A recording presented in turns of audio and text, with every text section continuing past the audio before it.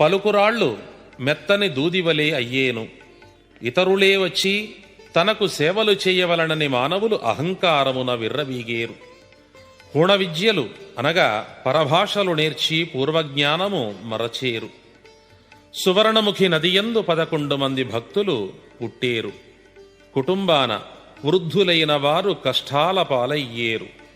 రెట్టాల చెరువు కింద ఉత్పాతములు పుట్టేను. వినాయకుడు వలవలా ఏడ్చేను. గండికోటలోని మొండమోపులంతా ముదముతో కర్నూలు చేరుకునేరు.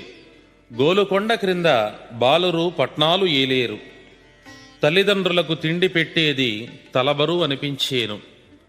దేవక్రియలు పితృక్రియలు నడుపక శ్రద్ధావిహీనులయ్యేరు.